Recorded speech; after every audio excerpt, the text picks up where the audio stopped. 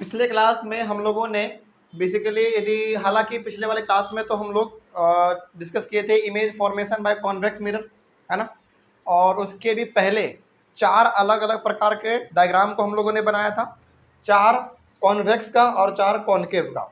और हमने क्या कहा था कि वो वाला डायग्राम बेसिकली पूछा नहीं जाता एग्जाम में, लेकिन उसका इस्तेमाल किस में होता है, इमेज फॉर्मेशन में होता है, जिसको कि हम लोगों ने किस में किया था, कॉन्केव में किया था। यानी कि मोटे मोटे तौर पे यदि हम लोग यहाँ पे बात करें तो पिछले वाले क्लास में मुख्य तौर पर हम लोगों ने image formation by concave mirror देखा था, जिसमें टोटल हम लोगों ने 6 केस पढ़ा है ना। चलिए उसको, हालांकि कॉन्केव मिरर में जो आपने इमेज फॉर्मेशन पढ़ा टोटल 6 केस, उसी से हमारा न्यूमेरिकल्स बनता है, ठीक है। तो फटाक से 2-3 बातें हैं जो कि आपको पूरे के पूरे 6 केस में याद रखने हैं, उसको हम लोग फटाक से 2 मिनट के अंदर रिवाइज करते हैं। सबसे पहला आपने ये देखा था कि जैसे जैसे हम लोग अपने कॉन्केव मिरर के नजदीक लाते हैं ऑब्जेक्ट को, इमेज हमारा उतना ही मिरर से दूर भागता चला जाता है, ठीक है। बस एक लास्ट वाले केस में यानी कि 6वें वाले केस में हमने क्या देखा था कि इमेज दूर नहीं भागता है बल्कि मिरर के पीछे बन जाता है। और वो कैसा बनता है, इमेज वर्चुअल और इरेक्ट बनता है। ये हम लोग जान चुके थे, पहला बात हमारा ये हो गया। दूसरा बात आपने इसमें ये देखा था कि इस 6 के 6 केस में हमारा मात्र तीसरा वाला ही केस ऐसा है जो कि बड़ा यूनिक है, जहां पे हम लोग ऑब्जेक्ट को सेंटर ऑफ कर्वेचर पे रखते हैं, सॉरी ऑब्जेक्ट को सेंटर ऑफ कर्वेचर पे रखते हैं और इमेज भी हमारा वहीं पे बनता है। और इसका सबसे बड़ा खूबसूरती भी है कि जितना साइज यानी कि जो साइज ऑब्जेक्ट का है वही साइज हमारे इमेज का भी था, है ना। चलिए उसके बाद ये दूसरा बात हो गया। तीसरा बात हमने आपको ये कहा था कि हमेशा हमारा ऑब्जेक्ट किधर की ओर होगा, रखा हुआ नेगेटिव की ओर रहेगा। आपने ये चीज गौर किया होगा, पहले वाले केस से लेकर 6वें वाले केस तक u का वैल्यू हमेशा हमारा नेगेटिव रहा, ठीक है। उसी प्रकार से हमारा f का वैल्यू हमेशा नेगेटिव रहा, उसी प्रकार से कैपिटल R का वैल्यू हमारा हमेशा नेगेटिव रहा, v का वैल्यू भी हमारा नेगेटिव रहा 5वें केस तक। बस 6वें वाले केस में हमारा v का वैल्यू पॉजिटिव हो गया था। क्यों? क्योंकि वो हमारे मिरर के पीछे बन रहा था इमेज, यानी कि पोल के उधर बन रहा था हमारा। कोई दिक्कत इसमें? तो ये हो गया हमारा तीसरा बात। और हालांकि और इसमें कुछ था इंपॉर्टेंट नहीं, इतना ही था बेसिकली। चलिए, और हाँ एक चीज और था इसमें, नेचर जो था इमेज का, नेचर 1 से लेकर 5 केस तक सेम था, रियल एंड इन्वर्टेड। बस 6वें वाले केस में नेचर हमारा थोड़ा सा बदल गया था, वर्चुअल और इरेक्ट हो गया था। इसमें आप इसको कैसे याद रखेंगे, ऐसे याद रखेंगे कि जब हमारा 2 इमेजिनरी लाइन आपस में टकराता है तब हमारा इमेज बनता है वर्चुअल, और कैसा बनेगा, इरेक्ट बनेगा।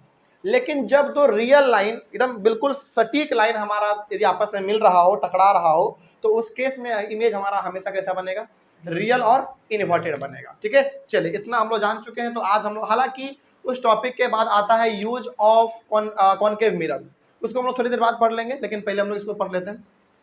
Image formation by convex mirror. Convex mirror में भी हम लोग इमेज फॉर्मेशन पढ़ेंगे, लेकिन इसमें मात्र 2 ही केस पढ़ना है आपको, केस 1 और केस 2, बस। इसमें उतना ज्यादा नहीं है, तो हम लोग इसको फटाक से करके निपटा देते हैं। सबसे पहला इसमें हमारा केस 1 है, लिखिए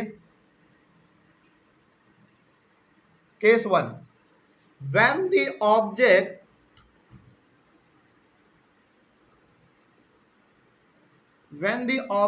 is placed at infinity, यानी कि कॉन्वेक्स मिरर के फर्स्ट वाले केस में इमेज हमारा, सॉरी ऑब्जेक्ट हमारा कहां पे रखा हुआ है, इन्फिनिटी पे रखा हुआ है, यानी कि बहुत दूर रखा हुआ है। हमको नहीं मालूम कितना दूर है, लेकिन बहुत दूर रखा हुआ है, इन्फिनिटी पे रखा हुआ है। इसका डायग्राम कैसा बनता है, चलिए अब आप जरा इसको ध्यान से देखेंगे। Concave mirror, sorry convex mirror किस प्रकार से बनता है, जिसका रिफ्लेक्टिंग सरफेस बाहर की ओर निकला हुआ हो। चलिए कुछ इस प्रकार का था हमारा कॉन्वेक्स मिरर, याद कीजिए आप लोग।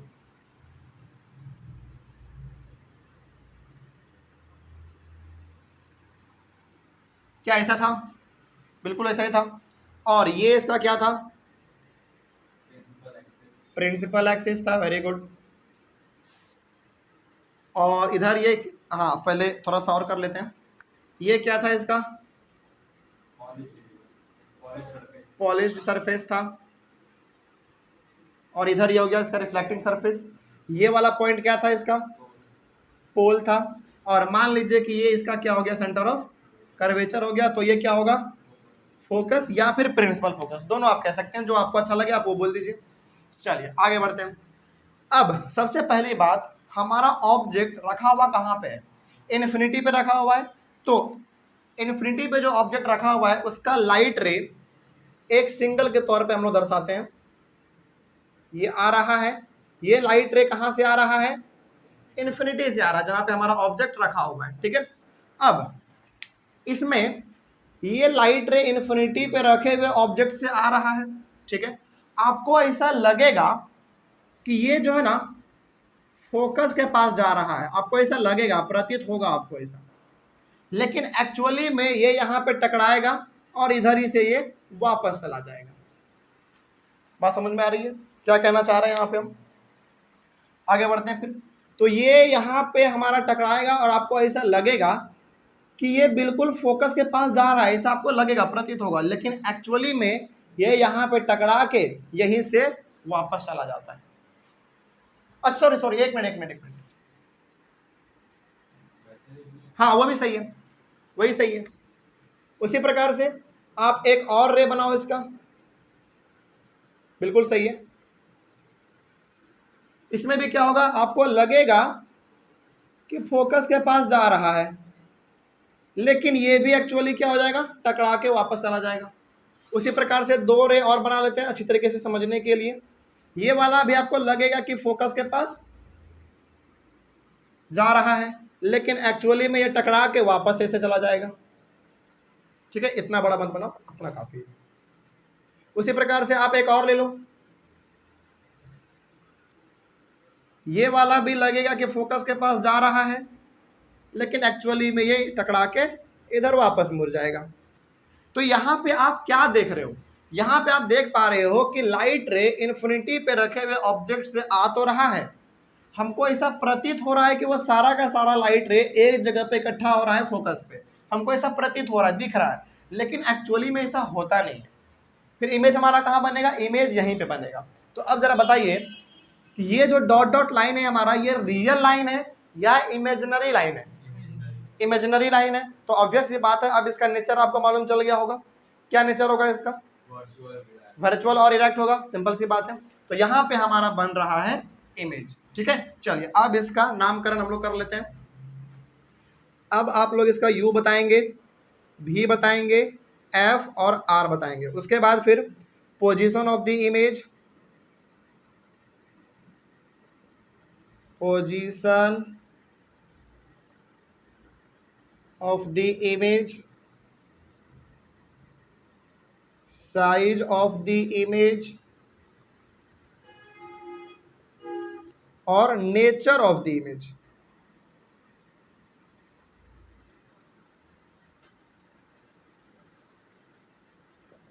चलिए अब आप हमको एक चीज यहां पे बताएंगे, और बताने से पहले हम थोड़ा सा आपका हिंट दे देते हैं दोबारा।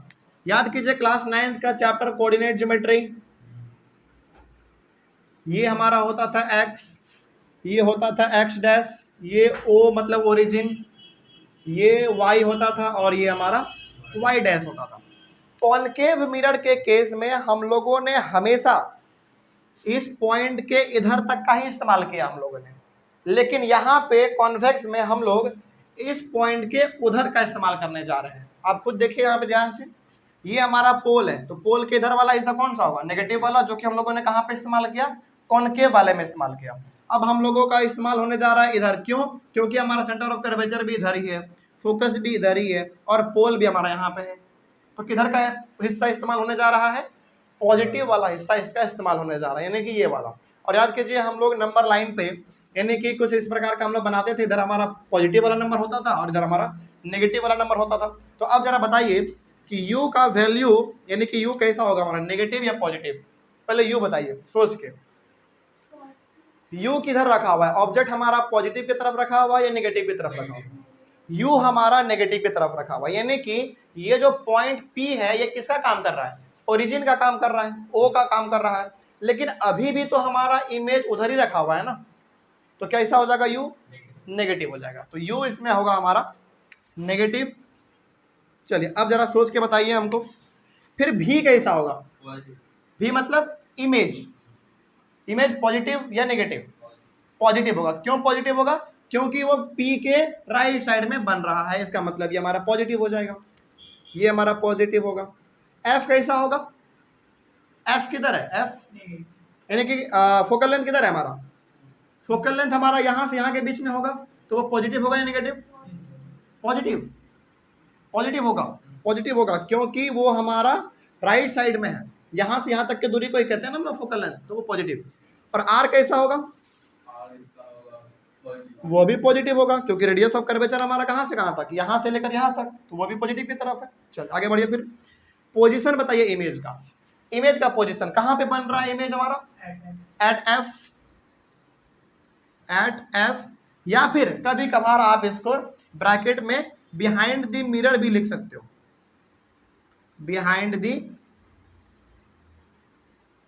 मिरर, क्योंकि ये मिरर के पीछे ही तो बन रहा है हमारा। लेकिन आप एक वर्ड हमेशा इस्तेमाल करना कि एट एफ, क्योंकि वो एग्जैक्ट वहीं पे बनता है। आप ब्रैकेट में ये लिख दोगे तब तो फिर सोने पे सुहागा है ना। आगे बढ़िए। फिर साइज कैसा इमेज का?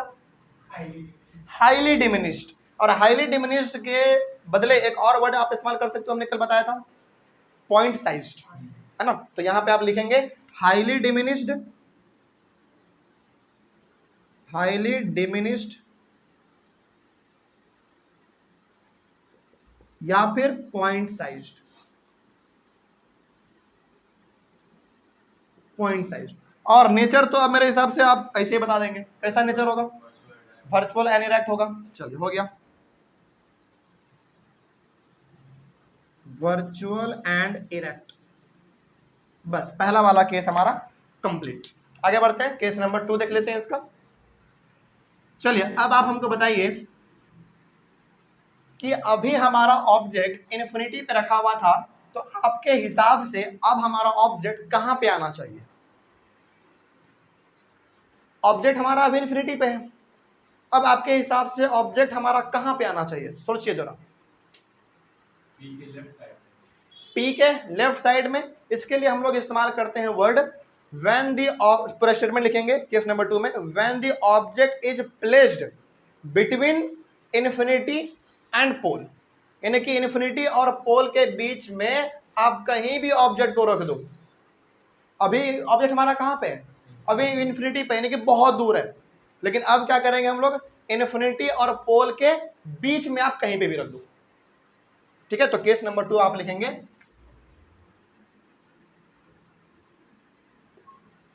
when the object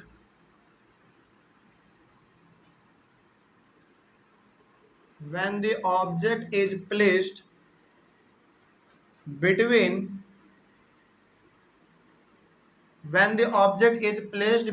infinity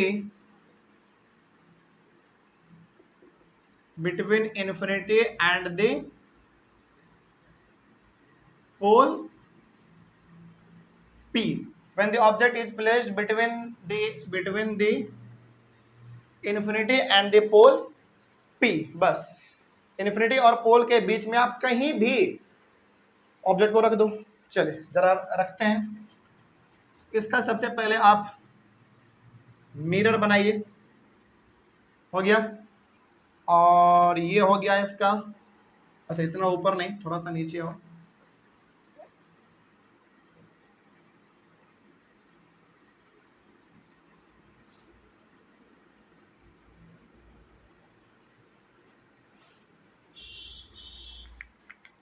ये हो गया इधर इसका पॉलिश्ड सरफेस,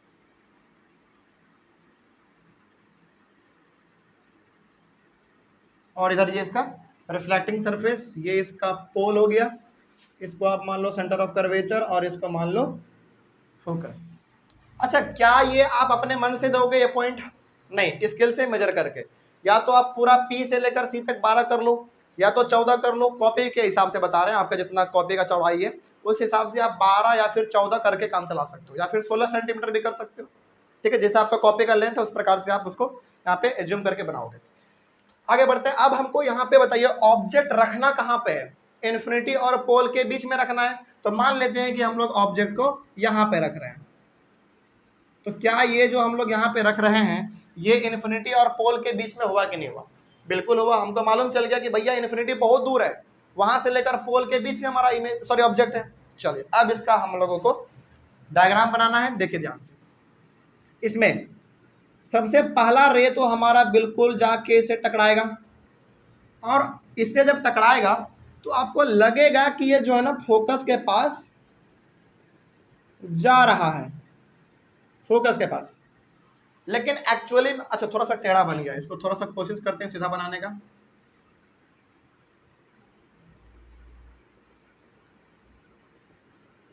अब थोड़ा ठीक लग रहा होगा, है ना? चलो, तो आपको ऐसा लगेगा कि ये इसका पहला वाला लाइट रे बिल्कुल फोकस के पास जा रहा है, लगेगा ऐसा, लेकिन एक्चुअली में होता नहीं है।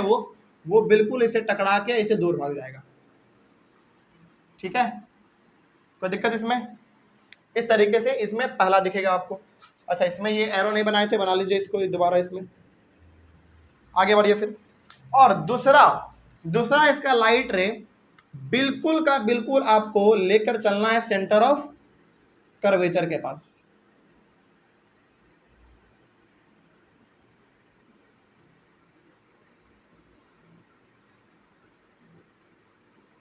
बिल्कुल सेंटर ऑफ कर्वेचर के पास। ठीक है, इस तरीके से।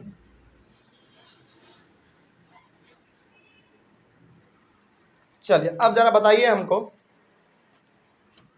इस ऑब्जेक्ट का सबसे पहला वाला लाइट रे हमारा डॉट डॉट के थ्रू आपको लगेगा कि फोकस के पास गया, लेकिन एक्चुअली में वो जाता नहीं है, वो उस तरीके से उधर ही से वो रिफ्लेक्ट हो जाता है, वो वापस चला जाता है।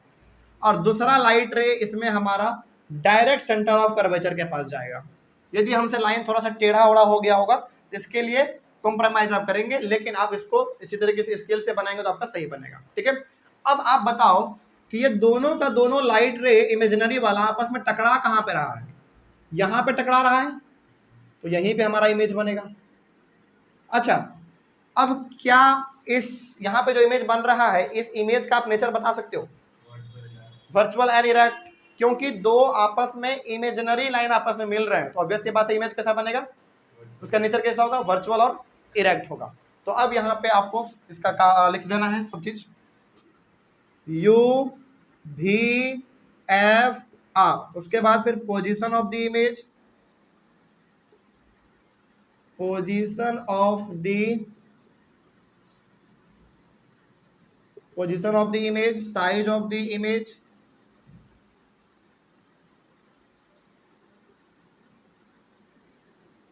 और लास्ट में nature of the image.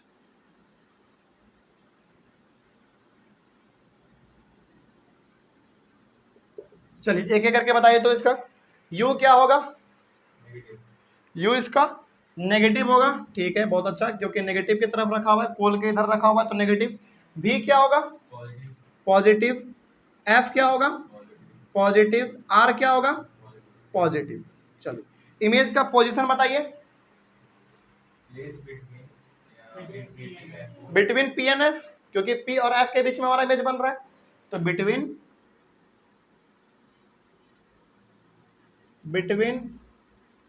p and f। और यदि एक लाइन इसमें और जोड़ देते हो, बिहाइंड द मिरर, तो और अच्छा हो जाएगा। फिर बिहाइंड द मिरर, क्या यहीं पे तो इमेज बन रहा है ना हमारा, p और f के बीच में इमेज बन रहा है ना हमारा, तो वही लिखे बिटवीन p एंड f। ठीक है, आगे साइज कैसा है इमेज का? स्मॉलर देन द ऑब्जेक्ट, या फिर अच्छा यहाँ पे आपने क्या वर्ड इस्तेमाल किया था? हाईली डिमिनिश्ड, तो यहाँ पे क्या इस्तेमाल करेंगे? केवल डिमिनिश्ड, या फिर स्मॉलर देन द ऑब्जेक्ट। तो आप यहाँ पे पहला वर्ड लिखोगे, पहला वर्ड इसमें लिखो डिमिनिश्ड।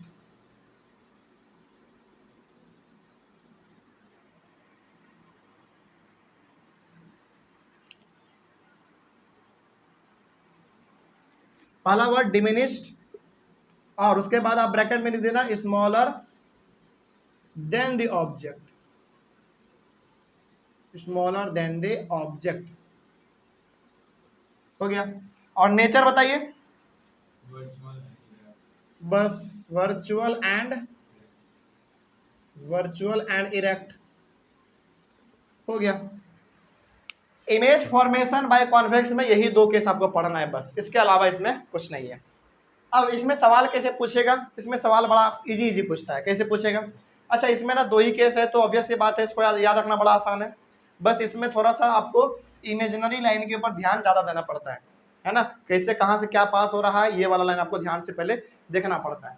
तो इसमें सवाल बेसिकली ये आपसे पूछेगा कि बताइए जब हमारा ऑब्जेक्ट कॉन्वेक्स मिरर के केस में जब हमारा ऑब्जेक्ट इन्फिनिटी पे रखा हुआ रहेगा तो उस केस में हमारा इमेज कहाँ पे बनेगा। ऑब्वियस सी बात है एफ पे बनेगा, यानी कि फोकस पे बनेगा। पूछेगा इसका नेचर कैसा होगा, वर्चुअल और इरेक्ट होगा, ठीक है। पूछेगा इसका साइज कैसा होगा, हाईली डिमिनिश्ड होगा। पूछेगा कि इसमें यू क्या होगा, नेगेटिव होगा, बाकी तीनों पॉजिटिव हो जाएगा, ठीक है। उसी प्रकार से ये वाला पूछेगा कि कॉन्वेक्स मिरर के केस में जब हम लोग ऑब्जेक्ट को इन्फिनिटी और पोल के बीच में रखेंगे तो उस केस में इसका नेचर कैसा होगा, वर्चुअल और इरेक्ट होगा। साइज कैसा होगा, डिमिनिश्ड या फिर स्मॉलर देन दी ऑब्जेक्ट होगा। पोजीशन क्या होगा, बिटवीन पी और एफ होगा या फिर बिहाइंड द मिरर आप कह सकते हैं, ठीक है। लेकिन इन दोनों में कॉमन क्या है, इन दोनों में कॉमन बताइए। कॉमन ये है कि इसमें ये यू भी और एफ आर दोनों में से, हाँ इसमें कॉमन ये है, इन दोनों में कॉमन ये है भी एफ और आर तीनों का तीनों पॉजिटिव है और यू दोनों में क्या है, नेगेटिव है। इसमें कुछ और कॉमन है, क्या कॉमन, नेचर कॉमन है। इसमें भी वर्चुअल एंड इरेक्ट और इसमें भी वर्चुअल एंड इरेक्ट, कोई दिक्कत है इसमें। तो ये हो गया हमारा image formation by convex mirror. Online वाले बच्चे इसका सबसे पहले आप लोग एक बार इसका स्क्रीनशॉट लीजिए। अब इसके बाद अब हम थोड़ा सा डिस्कस कर लेते हैं यूजेज ऑफ कॉन्केव मिरर और यूजेज ऑफ कॉन्वेक्स मिरर। वो हम बोर्ड पे लिखने नहीं जा रहे हैं क्योंकि बहुत बड़ा यूज है इसका, 4-5 यूज है लगभग, उतना लिखने लगेंगे तो फिर लिखने में ही टाइम हमारा चल जाएगा। तो जो आपके एनसीईआरटी बुक में है वही हम एक बार पढ़ के आपको बताते हैं, समझा के बताते हैं। लिखने की जरूरत है क्या, वो तो नोट्स में है आपके पास, तो नोट्स में वो चीज़ मिल जाएगा, बस आपको हम पढ़ के एक बार बता देना चाहते हैं। तो नोट्स में सारा चीज़ें आप लोगों के भी ऑनलाइन वाले बच्चे टेंशन नहीं लेना है। तो एक बार आप पहले इसका देख लीजिए कि कॉन्केव का और कॉन्वेक्स का यूज क्या है, ठीक है। चलो लिख बोले, सुनिए ध्यान से, आपके एनसीईआरटी बुक में भी है, नहीं पलटना चाहते हैं बुक अभी कोई दिक्कत नहीं, आप पहले सुन लो इसको ध्यान से। यूज क्या, और यूज लगभग 3-4 आपको मालूम होना चाहिए, ठीक है। इसमें सबसे पहला यूज है कॉन्केव का, बात करें हम लोग सबसे पहले। Concave mirrors are used as shaving mirrors and makeup mirrors to see a large sized image of the face. सबसे पहला यूज जो है कॉन्केव मिरर का, सबसे पहला यूज कॉन्केव मिरर का ये है कि इसको हम लोग सेविंग मिरर और मेकअप मिरर के तौर पे इस्तेमाल करते हैं। सेविंग के लिए हम लोग इस्तेमाल करते हैं अपना बड़ा चेहरा दिखने के लिए, है ना। जैसे मान लीजिए कि जैसे हम लोग तो बेसिकली मशीन से कर लेते हैं, ट्रिमर से, लेकिन जो हम लोगों के पिताजी हैं वो मिरर कैसा इस्तेमाल करते हैं, कॉन्केव मिरर इस्तेमाल करते हैं। क्यों, क्योंकि उन लोगों को मशीन पे भरोसा नहीं है, मशीन पे भरोसा नहीं है, और वो लोग अपना गाल थोड़ा सा बड़ा दिखने के लिए, कुछ बाल छूट तो नहीं गया, इसीलिए वो लोग इस्तेमाल करते हैं कॉन्केव मिरर का। कॉन्केव मिरर नहीं, कॉन्केव मिरर थोड़ा सा अलग होता है, उसमें चेहरा आपका बड़ा दिखता है। जैसे आपका चेहरा इतना बड़ा है तो पूरा इतना बड़ा दिखेगा उसमें, इस तरीके से होता है। नहीं देखो कभी कॉन्वेक्स मिरर, कॉन्केव नहीं देखो कभी मिरर, कॉन्केव मिरर नहीं देखे हो। अच्छा ये तो लड़की है, तुम देखी होगी कॉन्केव मिरर, बड़ा चेहरा दिखने वाला, नहीं देखिए। अच्छा चलो कोई बात नहीं, कभी मौका मिले तो इसको देख लेना, ठीक है। या फिर कभी सर्च करो गूगल पे, वो भी वहाँ पे दिखा देगा। मेरे पास रहता तो हम दिखा देते, लेकिन है नहीं। तो खास करके कॉन्केव मिरर का सबसे पहला यूज है सेविंग मिरर के तौर पे हम लोग उसको इस्तेमाल करते हैं, और लड़कियां खास करके उसको मेकअप मिरर के तौर पे इस्तेमाल करती हैं, ठीक है। कि कहाँ पे पाउडर लगा कि नहीं लगा, है ना, काजल लगा कि नहीं लगा, इस चीज़ के लिए। किस चीज़ के लिए, हाँ फाउंडेशन, इसमें भी फाउंडेशन होता है। अच्छा नहीं, फाउंडेशन तो बेसिकली कोर्स है जो कि बच्चों के लिए होता है, शुरुआत वाला। तो फाउंडेशन इसमें भी होता है लड़कियों में, हाँ ऐसा है।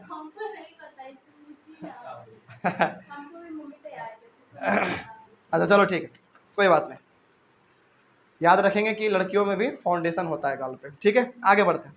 उसके बाद एक concave mirrors are commonly used in torches, search lights and headlights of vehicles to get powerful parallel beam of light.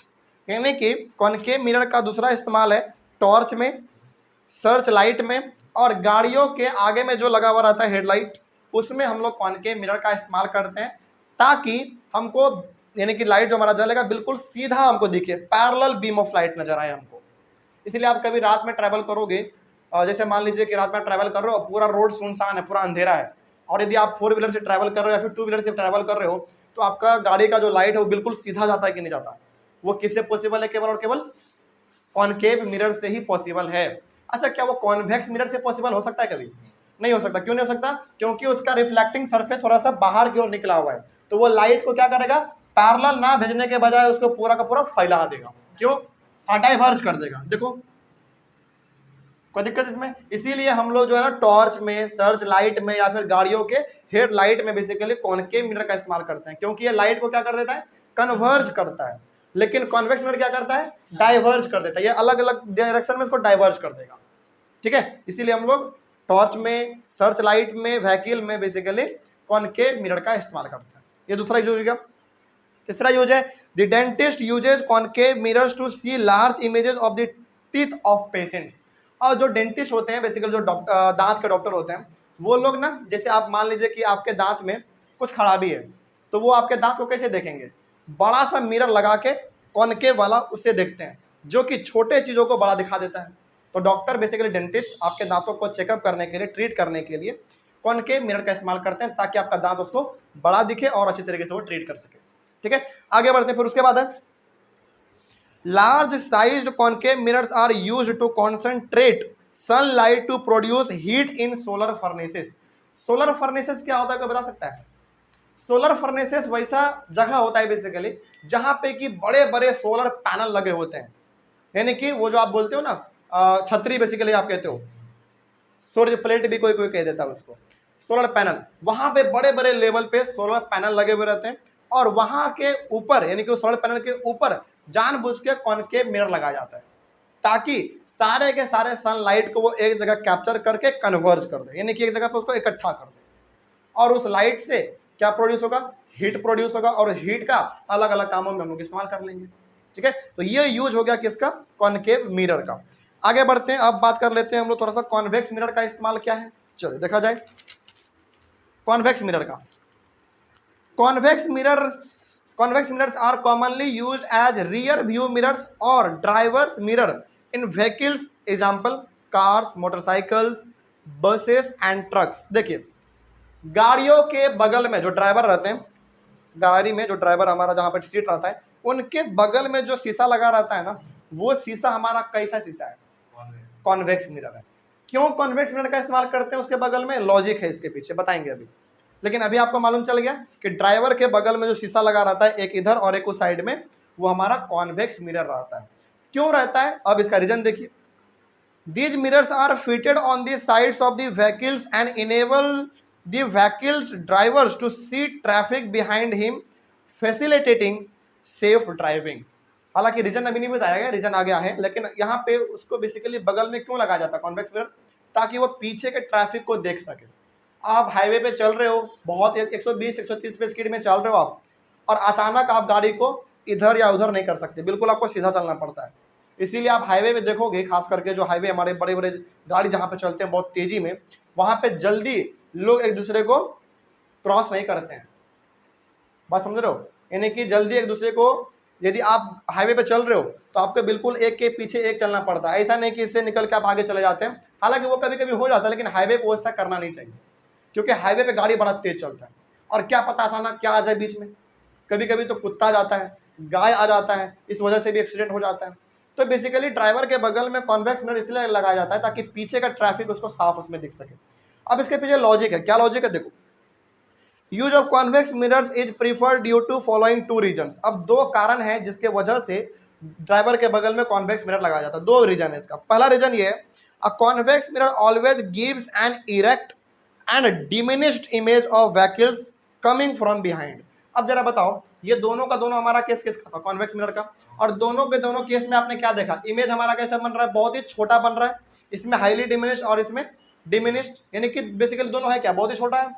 तो बेसिकली अच्छा, एक सपोज कीजिए, आप समझिए, जैसे हम ना गाड़ी चला रहे हैं, ठीक है, और हम ड्राइवर के सीट पे बैठे हुए हैं, तो मेरे बगल में क्या है, शीशा लगा हुआ है, और मेरे पीछे तो बहुत बड़े बड़े ट्रैक है। जैसे मान लीजिए कि हम छोटे से मारुति सुजुकी पे बैठे हुए हैं, छोटा सा गाड़ी मेरा है, और उसके बगल में कॉन्वेक्स मिरर लगा हुआ है, लेकिन मेरे पीछे हाईवे पे मेरे पीछे बहुत बड़ा बड़ा ट्रक है, 8-10 ट्रक आ रहा है, उतना बड़ा बड़ा गाड़ी है, लेकिन उन सभी गाड़ी को छोटा करके हम लोग अपने शीशे में देख ले रहे हैं कि नहीं? क्यों देख पा रहे हैं? जबकि ट्रक उतना बड़ा है, इतना बड़ा होने के बावजूद भी वो इतना छोटा सा हमको अपने शीशे में दिख जा रहा है। क्यों ऐसा हो रहा है?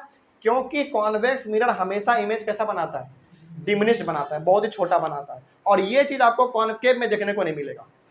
इसीलिए बड़े बड़े चीजों को छोटा करके हमको दिखा दे, ताकि हम समझ पाए कि मेरे पीछे कितना गाड़ी है, कितने बड़े बड़े गाड़ी हैं। इसीलिए हम लोग इस्तेमाल करते हैं कॉन्वेक्स मिरर का। ये इसका पहला एक हुआ, पहला इसका रीजन। और हमेशा कैसा इमेज बना के देगा वो? वर्चुअल और इरेक्ट बना के देगा। इरेक्ट मतलब बिल्कुल सीधा। अच्छा, आप कभी ऐसे देखे हो, आप ड्राइवर के सीट पे हो और यहाँ पे जो गाड़ी दिख रहा है वो बिल्कुल उल्टा दिख रहा है, ऐसा होता है कभी कि ट्रक आ रहा है, उसका चक्का ऊपर है और ड्राइवर नीचे है? ऐसा नहीं। क्यों नहीं ऐसा होता है? क्योंकि कॉन्वेक्स मिरर का खासियत ही ये है कि वो हमेशा इमेज कैसा बनाएगा? डिमिनिश के साथ साथ इरेक्ट बनाएगा, यानी कि बिल्कुल सीधा बनाएगा। इसीलिए हम लोग देखते हैं कि पीछे से बिल्कुल नॉर्मली हमारा ट्रक आ रहा है, जा रहा है, इस तरीके से। आगे बढ़ते हैं। दूसरा रीजन इसका क्या है? दूसरा रीजन है convex mirrors have a wider field of view because they are curved outwards. As a result the vehicle's drivers can view much larger area as compared to that possible with a plane mirror। दूसरा इसका reason ये है कि convex mirror basically आपको बहुत बड़ा area provide करता है चीजों को देखने के लिए। आप इसको देखो जरा ध्यान से, ये आपका पूरा का पूरा रिफ्लेक्टिंग सरफेस है इधर वाला, है ना? इससे लाइट टकरा के हमारा दूर भाग जा रहा है। इसका मतलब कि कहीं ना कहीं ये रिफ्लेक्टिंग सरफेस हमारा कॉनकेव के रिफ्लेक्टिंग सरफेस से ज्यादा बड़ा है या छोटा है? बिल्कुल बड़ा है, क्योंकि ये बाहर की ओर निकला हुआ रहता है इस प्रकार से, है ना? तो ये हम लोगों को जो है ना बेसिकली लार्जर एरिया प्रोवाइड करता है हमारे पीछे जो ट्रैफिक है उसको देखने के लिए। ये इसका दूसरा रीजन हो गया। कोई दिक्कत अब इसमें? तो आपसे पूछे, हालांकि ये सबका सब चीज हम नोट्स में डाले हुए हैं, तो टेंशन नहीं लेना है कि सर आप जो पढ़ा रहे हैं नोट्स में है कि नहीं, बल्कि नोट्स में, और वो भी पॉइंट वाइज दिया हुआ है, ठीक है? तो ऑनलाइन वाले प्लस ऑफलाइन वाले सभी को घबराना नहीं है, ये सब चीज आपके नोट्स में है, लेकिन समझा इसलिए नहीं क्योंकि समझना जरूरी है, हमारा टॉपिक भी है। आगे बढ़ते हैं। फिर ये तो हो गया इसका पहला यूज कि आखिर गाड़ियों में कॉन्वेक्स मिरर का ही इस्तेमाल क्यों किया जाता है। इसका दो रीजन था, ये हमने बता दिया। और इसका दूसरा यूज देखो क्या है। दूसरा यूज है convex mirrors are used as reflectors in street lights. This helps in spreading the light of lamp fitted in the street light to a much larger area. अच्छा, स्ट्रीट लाइट जो लगा रहता है, जैसे आप यहाँ पे इधर से गुजरोगे शाम में तो स्ट्रीट लाइट लगा हुआ है, बगल बगल में स्ट्रीट लाइट लगा हुआ है, यानी कि एक पोल है इस प्रकार से, उसके ऊपर हमारा लाइट ऐसे रखा हुआ है कि नहीं? तो उस लाइट में हमारा कौन सा मिरर इस्तेमाल हुआ है, कॉन्वेक्स या कॉनकेव? कॉन्वेक्स। क्यों?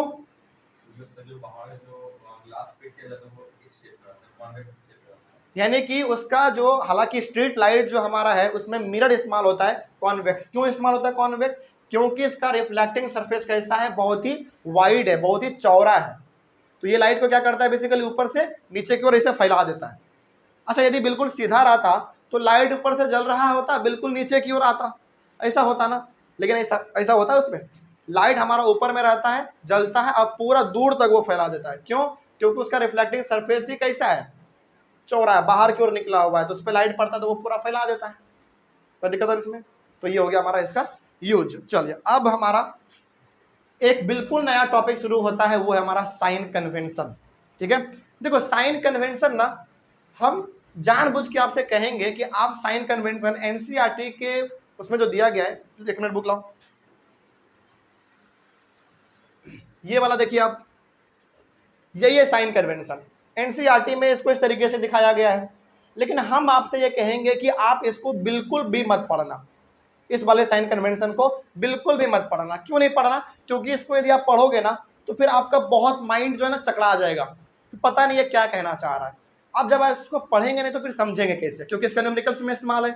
चलो, इसको समझाने के लिए हम एक बहुत अच्छा सा ट्रिक आपको बताते हैं, उसी को आप याद रखेंगे, और जो अभी हम यहाँ पे बताएंगे वही का वही चीज हमारा इसमें भी लिखा हुआ है, बल्कि कई ज्यादा उससे अच्छा चीज अभी यहाँ पे हम लोग समझेंगे। ठीक है, चलिए पकड़िए।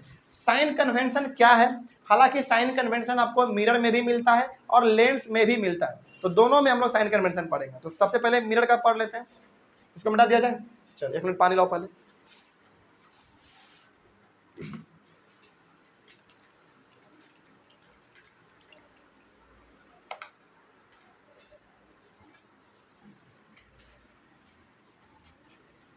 Sign convention.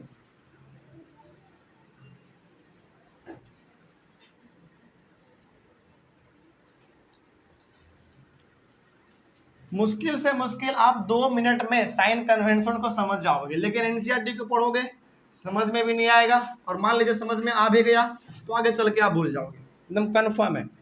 लेकिन जो तरीका हम यहाँ पे बताने वाले हैं ये चीज़ आप पहले से जानते भी हो, मैथ का कॉन्सेप्ट है बेसिकली, तो ये याद रखना भी आसान हो जाएगा।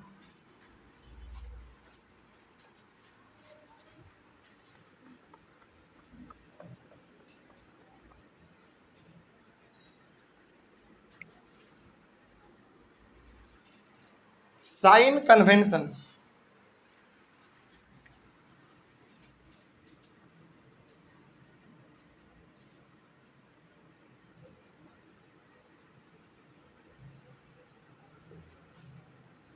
अच्छा यहाँ पे जो हम लोग साइन कन्वेंशन डिस्कस करने जा रहे हैं वो किसका साइन कन्वेंशन डिस्कस करने जा रहे हैं, मिरर का या लेंस का?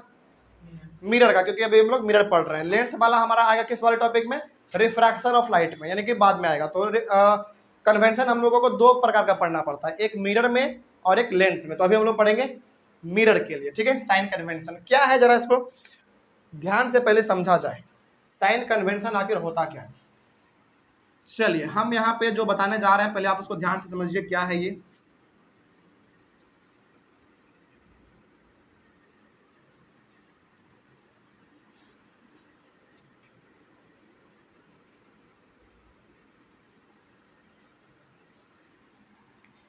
इस याद कीजिए अपने क्लास 9th का कोऑर्डिनेट ज्योमेट्री, उसमें हम लोग प्लॉटिंग करते थे बेसिकली ग्राफ के ऊपर। इसी प्रकार का ग्राफ बनाते थे हम लोग, जिसमें ये होता था हमारा x, ये होता था x डैश, ये होता था y और ये होता था y डैश, और ये होता था हमारा o यानी कि ओरिजिन होता था, ठीक है। चलिए अब यदि किसी को याद है कोऑर्डिनेट ज्योमेट्री चैप्टर, जरा बताइए ये वाला हमारा कैसा होता था एरिया, प्लस वाला या नेगेटिव वाला? इधर वाला यानी कि x वाला, तो ये होता था हमारा बेसिकली प्लस वाला।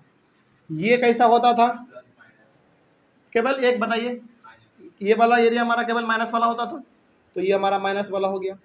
ऊपर वाला एरिया हमारा कैसा होता था, प्लस या माइनस? प्लस होता था, तो आप इसको यहाँ पे ऊपर में प्लस लिख लो। नीचे में कैसा होता था, माइनस होता था। बस हो गया साइन कन्वेंशन खत्म, इतना ही है इसमें, और इसमें कुछ नहीं है। हो गया साइन कन्वेंशन खत्म, इसमें अब कुछ नहीं है। बस इसमें समझना क्या है आपको, जरा देखो याद कीजिए, जब हम लोग नंबर लिखते थे इधर हम लोग पॉजिटिव नंबर लिखते थे 1 2 3 4 5, इधर हम लोग नेगेटिव -1 -2 -3 -4, इधर प्लस वाला 1 2 3 4 5 6, इधर हम लोग -1 -2 -3 लिखते थे।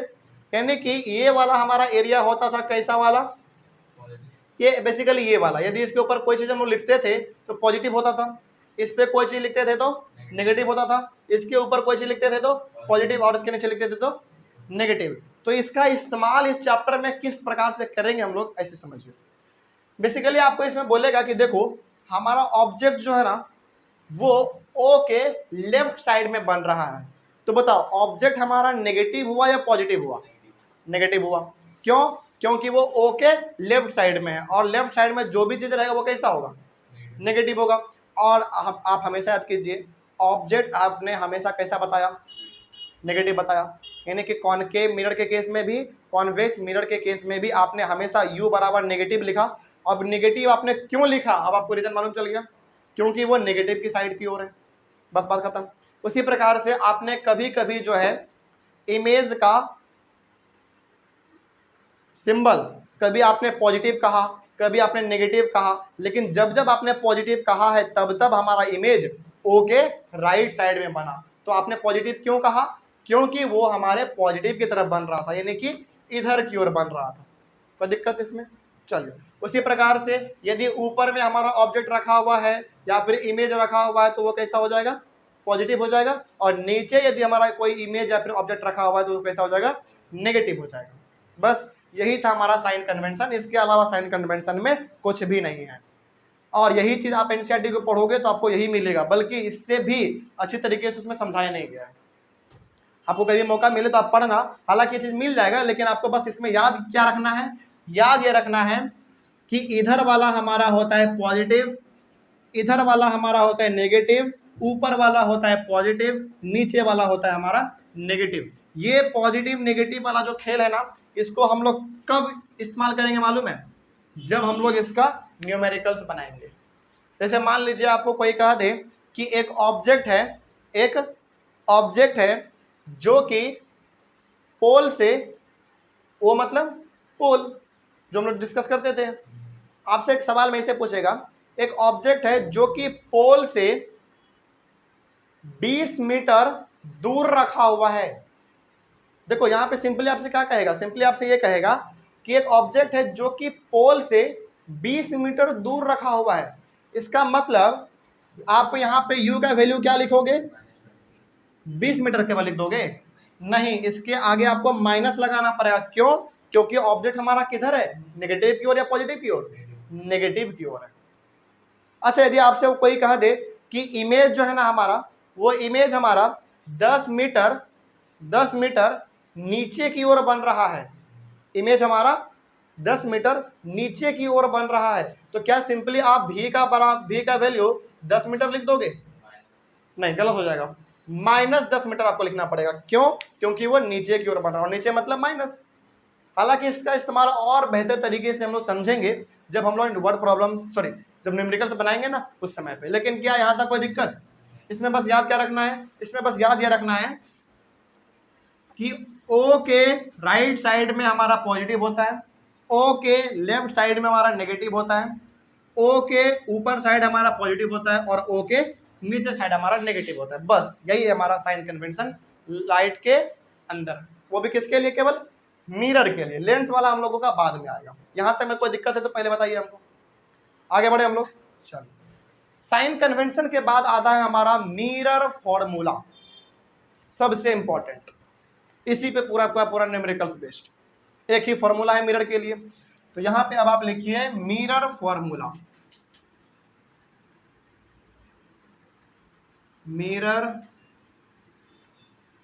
मिरर फॉर्मूला किसी को याद है? कौन बताएगा?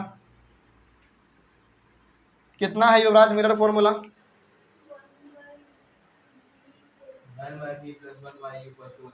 Very good. 1/v, ये स्मॉल v है, याद रखिएगा आप लोग।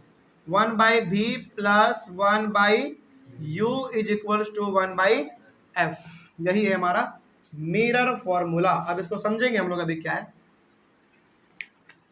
यही हो गया हमारा मिरर फॉर्मूला, और यही हमारा जो है ना पूरा का पूरा मिरर से बेस्ड न्यूमेरिकल्स को बना के देगा। ठीक है। वेयर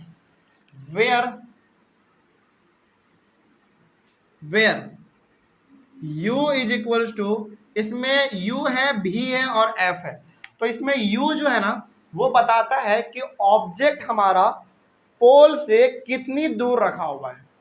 क्या है? u हमको बताता है कि ऑब्जेक्ट का डिस्टेंस पोल से कितना दूर है। तो यहां पे आप लिखेंगे u इज इक्वल्स टू, हाँ, distance of object, distance of object from its pole, यानी कि P, यानी कि P से पोल से ऑब्जेक्ट का दूरी कितना है। ठीक है, distance of object from its pole हो गया। उसके बाद V किस चीज के लिए है? Distance of image from its pole, यानी कि पोल से इमेज हमारा कितना दूर है, तो वो हो जाएगा हमारा स्मॉल v। तो distance of image from its pole P हो गया। और इसमें स्मॉल f भी दिख रहा है। ये कहां से कहां तक का दूरी होता है स्मॉल f? हाँ, फोकल लेंथ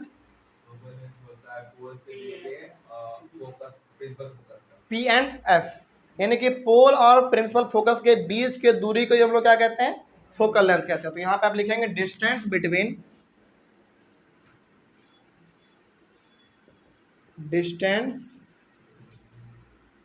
बिटवीन पोल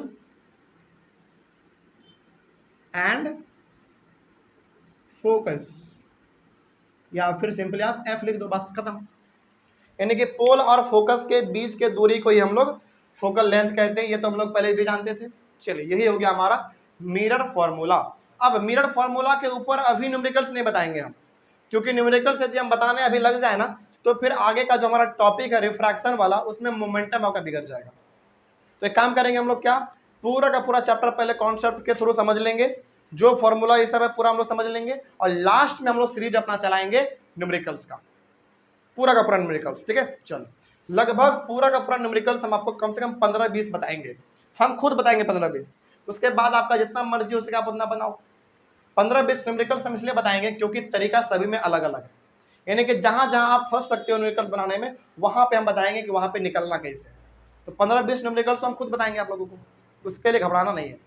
चलिए, अब हमारा मिरर फॉर्मूला के बाद आता है मैग्निफिकेशन।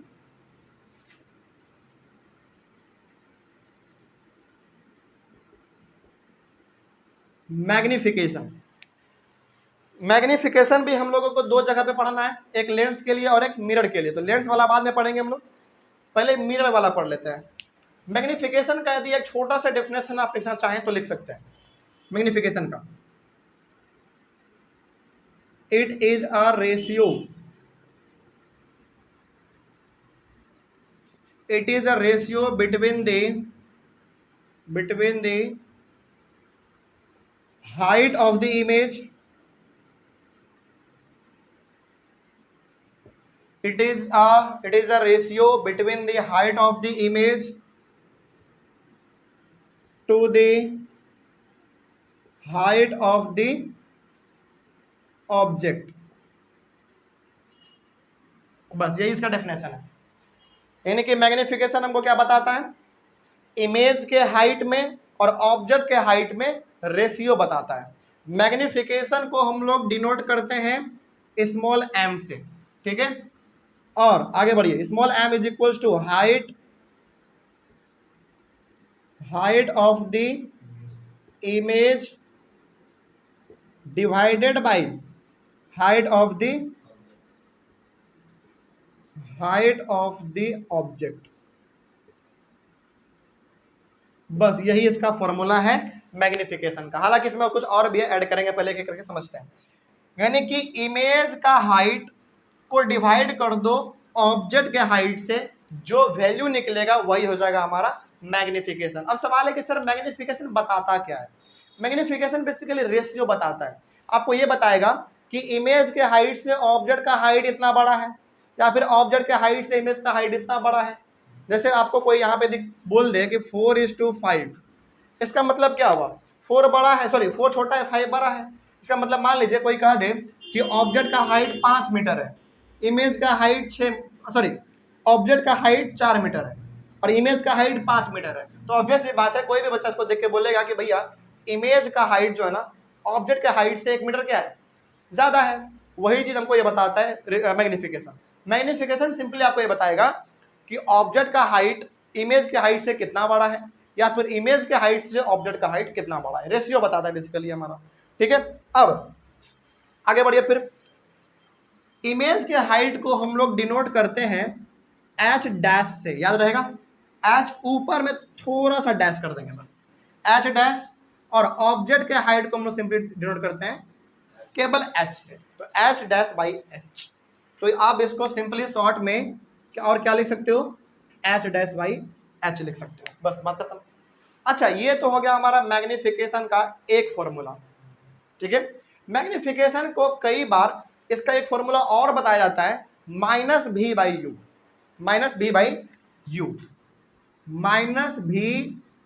यू। यानी कि टोटल मिलाकर हमारा मैग्निफिकेशन का जो फॉर्मूला निकला वो m is equals to H dash by H is equals to minus V by U निकला। ये हमारा फाइनल फॉर्मूला हो गया मैग्निफिकेशन का। अब इसका इस्तेमाल कैसे करेंगे बताते हैं। एच डैश मतलब हाइट किसका, इमेज का। एच मतलब हाइट किसका, ऑब्जेक्ट का। भी का मतलब इमेज का दूरी किससे, पोल से।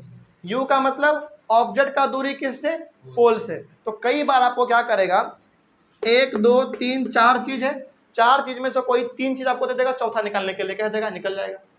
या फिर कभी कभी क्या करेगा, सिंपली एच डैश भी दे देगा, एच भी दे देगा, एम पूछ देगा, तो केवल हम लोग ये वाला फॉर्मूला लगाएंगे उस समय पे।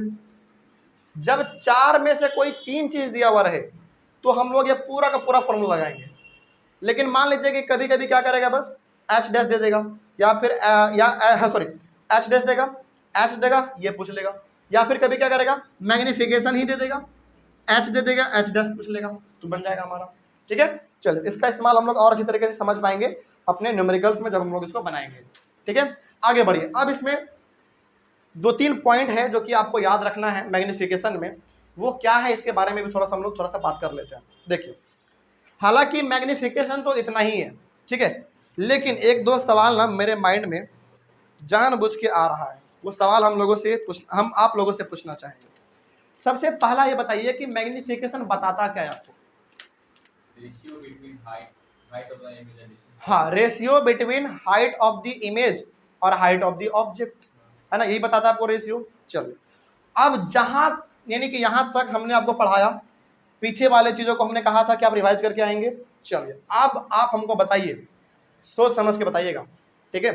यानी कि ऊपर में हम लोगों को लिखना पड़ता है हाइट किसका, इमेज का, नीचे में क्या लिखना पड़ता है, हाइट ऑब्जेक्ट का, ठीक है। माइनस बी बाई यू हम लोग बहुत ही रेयर केस में इस्तेमाल करते हैं, बहुत रेयर केस में, उसको अभी आप नेग्लेक्ट कर सकते हो, ठीक है। बस आपका ध्यान अभी एच डैश बाई एच पे होना चाहिए। चलिए, अब आप हमको सोच समझ के बिल्कुल बताइए, माइंड को शांत करके, बहुत ही ट्रिकी सवाल है, ठीक है, समझिएगा, सब कोई, सभी के लिए सवाल है, ऑनलाइन वाले बच्चे आप लोगों के लिए भी, मतलब बहुत ध्यान से सुनिएगा पहले मेरे शब्दों को, ठीक है, क्या हम कहना चाह रहे हैं। कॉनकेव मिरर के किस केस में मैग्निफिकेशन का वैल्यू 1 आएगा? जब ऑब्जेक्ट सी पे रहेगा, बिल्कुल सही बात है। यानी कि कॉनकेव, दोबारा सुनिए, जिसको समझ में नहीं आया वो दोबारा सुनेंगे। रोहित अच्छा सवाल जवाब बताया। हमने बोला कि कॉनकेव मिरर के कौन से केस में मैग्निफिकेशन का वैल्यू 1 आएगा? तो रोहित ने कहा कि सर तब आएगा जब ऑब्जेक्ट हमारा किस पे रखा हुआ हो, कैपिटल सी पे, यानी कि सेंटर ऑफ कर्वेचर पे रखा हुआ हो। इसका मतलब ये बोल रहा है केस नंबर हमारा 3rd। याद कीजिए, जब हमारे केस नंबर 3rd में, यानी कि जब हम लोग ऑब्जेक्ट कैपिटल सी पे रखते थे तो वहीं पे हमारा इमेज बनता था, और दोनों का साइज भी क्या होता था, सेम होता था। तो मान लीजिए यदि इमेज का हाइट 5 मीटर आ रहा है तो ऑब्जेक्ट का हाइट भी उस समय पे कितना आएगा, 5 ही आएगा। तो 5 से 5 हमारा क्या हो गया, 1/1 मतलब 1। सिंपल सी बात है। तो ये अच्छा आपने जवाब दिया, बात समझ में आ गया। चलिए, दूसरा सवाल। ये सब सवाल एनसीईआरटी में ना, जहां पे अभी हम लोग पढ़ रहे हैं वहां पे नहीं लिखा गया है, लेकिन ये सब चीज कहां से पूछता है, कैसे मालूम हमको? पढ़ाते पढ़ाते ना हैबिट हो जाता है। जब आप सैंपल पेपर आपको दिखाएंगे पिछले 10 साल का, उसमें आपको मिलेगा 2-3 जगह पे ऐसा सवाल पूछा गया है। कम ही पूछता है, लेकिन ये सवाल आपसे पूछ देगा। अब आप जाके ये भी नहीं कह सकते कि सर आपने ये आउट ऑफ सिलेबस दे दिया, नहीं कह सकते, क्योंकि आपने सारा चीज पढ़ लिया है। देखो, एनसीईआरटी का खूबसूरती यही है कि आपको पढ़ा देगा सब चीज, लेकिन सोचने पर आपको मजबूर कर देगा। अच्छा, क्या यदि अभी यहाँ पे नहीं बताते तो क्या आप ये चीज जान पाते? नहीं जान पाते। चलो, अब एक सवाल मेरे माइंड में और आ रहा है। आपने 3 प्रकार का मिरर पढ़ा है। पहला मिरर आपने पढ़ा प्लेन मिरर, याद कीजिए, सबसे पहले वाले क्लास में हमने उसका बेसिकली हमने आपको प्रॉपर्टी बताया था। 4 प्रॉपर्टी था, जिसमें से पहला प्रॉपर्टी क्या था, याद कीजिए। प्लेन मिरर का सबसे पहला प्रॉपर्टी क्या था, कि वो हमेशा कैसा इमेज देगा आपको, वर्चुअल और इरेक्ट देगा, उसका पहला प्रॉपर्टी था। दूसरा प्रॉपर्टी यह था कि जितना बड़ा ऑब्जेक्ट का साइज होगा उतना ही बड़ा इमेज का साइज होगा, दूसरा प्रॉपर्टी यह था इसका। तीसरा प्रॉपर्टी यह था कि जितना दूर आप मिरर से ऑब्जेक्ट को लेकर जाओगे उसका इमेज उतना ही दूर आपको अंदर जाता हुआ दिखाई देगा, ये इसका तीसरा प्रॉपर्टी था। चौथा प्रॉपर्टी क्या था, लेटरली इन्वर्टेड, मतलब कि आपका लेफ्ट उसमें राइट नजर आएगा और आपका राइट उसमें लेफ्ट नजर आएगा, राइट लेफ्ट और लेफ्ट वाला राइट, इसी को हम लोग कहते हैं लेटरली इन्वर्टेड। यानी कि आपने पढ़ा प्लेन मिरर के बारे में, कॉन्वेक्स मिरर के बारे में, कॉनकेव मिरर के बारे में, ठीक है। अभी आपने बताया कि सर कॉनकेव मिरर के तीसरे वाले केस में मैग्निफिकेशन का वैल्यू 1 होता है। अब दोबारा हम सवाल पूछ रहे हैं थोड़ा सा अलग, और कौन से मिरर में मैग्निफिकेशन का वैल्यू 1 होगा? प्लेन मिरर के केस में। प्लेन मिरर के केस में भी ऑलवेज मैग्निफिकेशन का वैल्यू 1 आएगा। क्यों आएगा? क्योंकि अभी आपने तुरंत पढ़ा कि सर जो ऑब्जेक्ट का हाइट रहता है वही हाइट इमेज का भी होता है प्लेन मिरर में। क्या, जैसे मान लीजिए यदि मेरे सामने एक प्लेन मिरर है और उसके सामने यदि हम ये मार्कर लेकर ऐसे खड़े हो जाएंगे तो क्या इमेज इसका जो बनेगा मिरर में उसका हाइट छोटा दिखेगा क्या? नहीं, बिल्कुल इसी के जैसा दिखता है, बिल्कुल बराबर। या फिर आप इसको कभी क्या करना, प्लेन मिरर से इसे चिपका के देखना, बिल्कुल हाइट दोनों का बराबर आएगा। इसका मतलब जो हाइट हमारा ऑब्जेक्ट का है वही हाइट हमारे इमेज का है। इट मीन्स मान लीजिए यदि इमेज का हाइट 10 मीटर है, ऑब्जेक्ट का हाइट भी 10 मीटर है, तो इसका वैल्यू कितना आ गया? 1/1 मतलब 1। तो यहाँ पे मैग्निफिकेशन से दो सवाल आपको समझ में आ गया है। पहला ये कि कॉनकेव मिरर के तीसरे वाले केस में, यानी कि जब हम लोग ऑब्जेक्ट को सी पे रखते हैं उस समय पे मैग्निफिकेशन का वैल्यू 1 होता है, और प्लेन मिरर के केस में भी मैग्निफिकेशन का वैल्यू 1 होता है। कोई दिक्कत अब इसमें? चलिए, अब एक माइंड में सवाल मेरा एक और है, मैग्निफिकेशन से एक और सवाल आ रहा है, क्या मैग्निफिकेशन का कोई यूनिट होता है, हाँ या ना? यूनिट मतलब जैसे आप बोलते हैं ना 10 kg, 20 metre, 40 centimetre, 100 kilometre, last में जो आप लगा रहे हो किलोमीटर, सेंटीमीटर, मीटर, ये सब क्या यूनिट है। तो क्या मैग्निफिकेशन का कोई यूनिट होगा? नहीं होगा। क्यों नहीं होगा? क्योंकि रेशियो है, पहला बात। दूसरा बात, मान लीजिए कि इमेज का हाइट 10 मीटर है और ऑब्जेक्ट का हाइट भी 10 मीटर है। मान लीजिए जब आप इसको 10 से 10 काटोगे तो मीटर से मीटर भी तो कटेगा, तो सिंपली वैल्यू कितना आ गया? 1/1 मतलब 1, यानी कि इसके बगल में कोई भी यूनिट हमारा नहीं आता है। It means magnification is unitless. ये भी बात एनसीईआरटी में नहीं लिखा हुआ है। समझ में क्या बात? अब तो कोई पूछ दे चलते फिरते कि बताओ मैग्निफिकेशन का यूनिट क्या होता है, केजी, सेंटीमीटर, किलोमीटर, मीटर, क्या होता है? कुछ नहीं होता है, वो यूनिटलेस है। उसमें का कोई यूनिट है ही नहीं, क्योंकि पहली बात तो वो रेशियो है और दूसरा बात दोनों कट जाता हमारा पूरा, बात खत्म। कोई दिक्कत अब इसमें? चलिए, एक दो पॉइंट और याद रख लीजिए आप जो एनसीईआरटी में इसमें कहा गया। एनसीईआरटी में इसमें एक दो पॉइंट और याद रखने वाली है, वो सुन लीजिए। इसमें पहला पॉइंट है, a negative sign in the value of the magnification indicates that the image is real. यानी कि मान लीजिए आप मैग्निफिकेशन सॉल्व कर रहे हो और मैग्निफिकेशन का वैल्यू मान लीजिए कि वो नेगेटिव में आ गया, मान लो कि -1 आ गया, सपोज कीजिए, ठीक है। मान लीजिए कि आपने सॉल्व किया, मैग्निफिकेशन आपने निकाला, m = -1 आ गया। हालांकि ऐसा आएगा जब आप सॉल्व करेंगे ना, ऐसा आएगा। तो यदि मैग्निफिकेशन में वैल्यू माइनस में आता है तो आप समझ जाइएगा कि इमेज हमारा कैसा था? रियल था, रियल इमेज। एनसीईआरटी में लिखा हुआ है, ठीक है।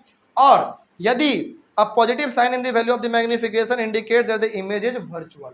लेकिन मान लीजिए कि मैग्निफिकेशन आपने कुछ निकाला और उसमें वैल्यू जो है ना हमारा +1 आ गया, इसका मतलब समझ जाइएगा कि इमेज हमारा कैसा था? वर्चुअल था। नेगेटिव वैल्यू आ गया मतलब इमेज कैसा था? रियल। पॉजिटिव वैल्यू आ गया मैग्निफिकेशन का मतलब वर्चुअल। कोई दिक्कत अब इसमें? चलिए, अब एक चीज और, थोड़ा सा दूसरा चीज इसमें क्या है, magnification value of more than 1 indicates an enlarged image. यदि मैग्निफिकेशन का वैल्यू 1 से ज्यादा आता है, यानी कि 1.2, 1.3, 2, 4, 5 इस प्रकार से आता है, समझ जाइएगा कि वो इमेज हमारा कैसा था? इनलार्ज्ड इमेज था, ठीक है। ये सबका सब चीज नोट्स में है, घबराने वाली बात बिल्कुल भी नहीं है, ठीक है। तो यदि मैग्निफिकेशन का वैल्यू 1 से ज्यादा आता है तो समझ जाइएगा इमेज हमारा कैसा रहा होगा? इनलार्ज्ड इमेज रहा होगा। आगे फिर, magnification value of less than 1 indicates a diminished image. लेकिन यदि मैग्निफिकेशन का वैल्यू 1 से कम आ रहा है, 0.5, 0.9, 0.8, 0.3, 0.2 इस प्रकार से आ रहा है, तो समझ जाइएगा इमेज कैसा रहा होगा? हमारा डिमिनिश्ड इमेज रहा होगा, ठीक है। तो दो तीन बातें हैं जो कि आपको मैग्निफिकेशन में याद रखना है, वो ये कि यदि मैग्निफिकेशन में वैल्यू नेगेटिव में आ रहा है तो पहला बात वो इमेज कैसा होगा? रियल होगा। यदि मैग्निफिकेशन का वैल्यू पॉजिटिव में आ रहा है, इमेज कैसा रहा होगा? वर्चुअल रहा होगा, ठीक है। दूसरा बात आपने क्या सीखा? दूसरा बात आपने ये सीखा कि यदि मैग्निफिकेशन का वैल्यू 1 से ज्यादा आ रहा है तो इमेज कैसा रहा होगा? इनलार्ज्ड रहा होगा। इमेज का वैल्यू मैग्निफिकेशन का वैल्यू यदि 1 से कम आ रहा है तो इमेज कैसा रहा होगा? डिमिनिश्ड रहा होगा। कोई दिक्कत नहीं है इसमें। और दो तीन बात आपने यहाँ पे और जाना मैग्निफिकेशन के बारे में कि मैग्नीफिकेशन का वैल्यू एग्जैक्ट 1 कब आएगा, प्लेन मिरर के केस में और कॉनकेव मिरर के तीसरे वाले केस में, जब ऑब्जेक्ट हमारा कहाँ पे रहता है, कैपिटल सी पे रहता है। कोई दिक्कत इसमें? अच्छा, इसके अलावा भी कहीं पे है मैग्नीफिकेशन का वैल्यू 1 आने लायक, जरा बताइए तो सोच के। पूरा केस खंगालिए, कॉनकेव का 6 का 6 केस खंगालिए और कॉन्वेक्स का 2 केस खंगालिए। इनमें से जरा ट्राई करो तो कहीं पे भी मैग्नीफिकेशन का वैल्यू 1 आएगा, ट्राई कीजिए जरा। नहीं, इसके अलावा कहीं भी नहीं आएगा, क्योंकि कहीं पे ऑब्जेक्ट छोटा है तो इमेज बड़ा है, कहीं पे इमेज छोटा है तो ऑब्जेक्ट ही हमारा बड़ा है, इस तरीके से है ना। तो यही 2 केस है जहाँ पे मैग्नीफिकेशन का वैल्यू 1 आता है। कोई दिक्कत अब इसमें? चलिए, ऑनलाइन वाले बच्चे इसका आप लोग सबसे पहले स्क्रीनशॉट लीजिए। और हाँ, एक बात पहले आप स्क्रीनशॉट लीजिए, उसके बाद एक इंपॉर्टेंट इन्फॉर्मेशन, जो भी चीज हम लोग यहाँ पे पढ़ रहे हैं ये चीज सबका सब A to Z रिटेन में लिखा हुआ है नोट्स में, ठीक है। तो घबराना नहीं है कि नोट्स में मिलेगा कि नहीं मिलेगा, हर चीज नोट्स में है, ठीक है। बस कॉन्सेप्ट आपको यहाँ पे लेना है। इसको यदि लाइन बाय लाइन पढ़ने का मन करे तो नोट से पढ़िए, लेकिन मेरा ये विश्वास है कि यदि आप इस क्लास को अच्छी तरीके से सुन लेते हैं, अटेंड कर लेते हैं रेगुलर बेसिस पे, तो नोट्स की भी जरूरत आपको नहीं पड़ेगी। क्या हकीकत है या गलत? बिल्कुल सही बात है। चलिए अगले हाँ, एक चीज और, यहीं पे हमारा आज जो पहला वाला टॉपिक था इस चैप्टर का, रिफ्लेक्शन, वो कंप्लीटली खत्म होता है। तो अगले वाले क्लास में हम लोग शुरू करेंगे रिफ्रैक्शन, जो कि चैप्टर का सेकंड पार्ट है। तो मिलते हैं हम लोग। आई होप ऑनलाइन वाले बच्चे आप लोगों को समझ में आया होगा। कहीं पे कोई डाउट रहे तो आप लोग बेझिझक एक बार कमेंट कीजिए। मिलेंगे हम लोग अपने अगले वाले क्लास में। अगले वाले क्लास में हम लोग टॉपिक करेंगे स्टार्ट रिफ्रैक्शन, जो कि चैप्टर का सेकंड पार्ट होगा। Thank you very much and have a nice day.